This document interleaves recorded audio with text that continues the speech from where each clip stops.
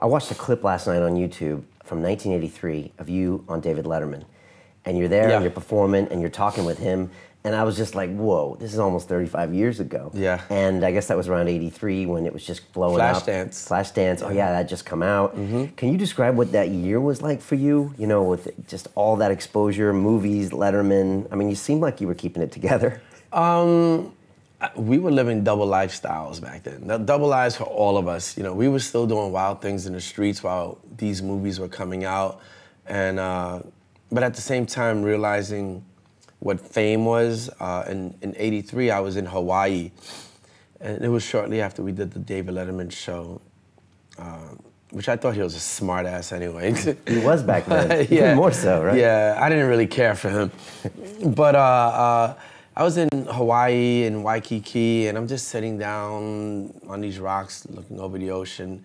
And then there's this preppy guy with his typical light blue shirt with his cream-colored shorts, and a white guy. And he is sitting next to me. He said, "Hey, weren't you on David Letterman?" And I'm thinking, wow, I'm like, you know, about 5,000 miles away from home. I'm on this small island, and this person just came up to me and recognized me from television.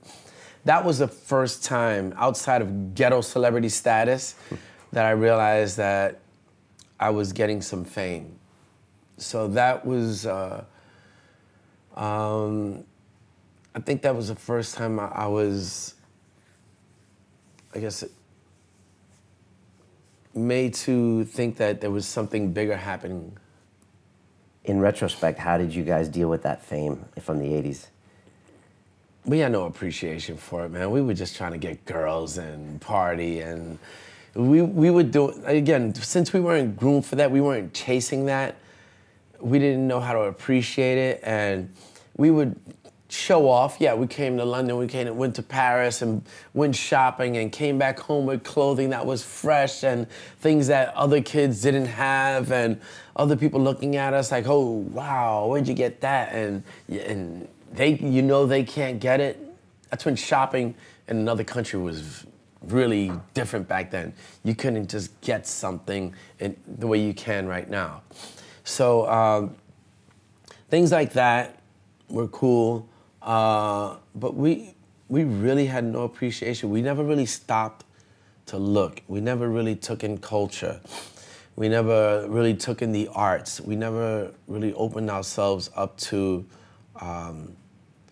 the bridge that was being built at the time in terms of bringing people together and understanding the differences, the nuances between cultures. And I think had we done that, we would have been able to sustain ourselves better before we had a downfall within the industry and kind of like shut down for a little while. But I don't know, but it's still something that served as inspiration for others, because there were other people who were probably looking at us saying, wow, these guys came out of the Bronx, I can do that too. Or Turkish people in Europe looking at us like, are they Turkish? You know, they didn't know we were Puerto Rican, so some of them thought we were Turkish or Arabic, whatever, and they were inspired because we were coming from the same kind of social, economic background as them. So it was kind of empowering to them to see us. We had no idea that it was affecting people in that way. And these are things that I'm learning now. Right.